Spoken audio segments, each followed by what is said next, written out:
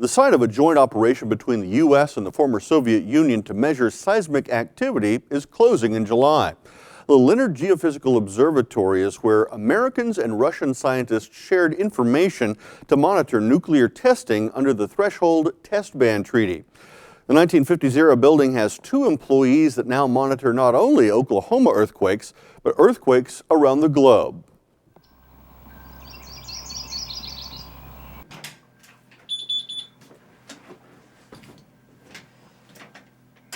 My name is Jacob Nance, and I'm a lab research technician 2 and seismic research specialist 2 for the Oklahoma Geological Survey Observatory here in Leonard. This building was built by the Jersey Petroleum Company out of Tulsa in 1950. And then in 1962, they donated the observatory itself and the 160 acres to the University of Oklahoma.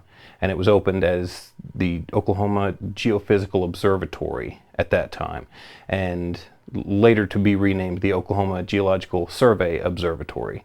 Since then, we've been studying and monitoring and detecting earthquakes here in Oklahoma worldwide.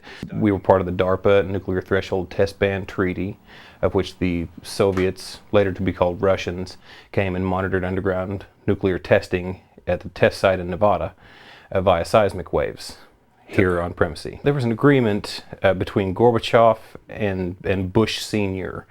that George Herbert Walker Bush that they signed, and basically the Soviet Union sent 3 teams here to the United States, and the United States sent 3 teams to the Soviet Union. We basically monitored each other's nuclear underground testing to not exceed 150 kilotons.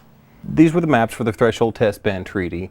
There was 3 sites that the Soviets occupied here in the United States, one of them being about 60 yards to the east here of where we're standing. These were the sites in the Soviet Union of which the Americans occupied, and they had 2 separate test sites and 3 different monitoring stations, whereas the Americans had 1 test site and 3 different locations to monitor from. This right here is when the actual Nepal quake came in. My name is Amy Gibson. I am a research scientist 2 for the Oklahoma Geological Survey.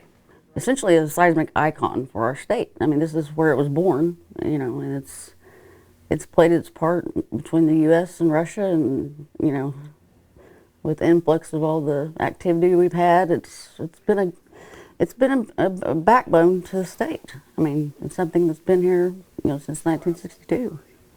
It's definitely history worth preserving, you know, not just throwing away.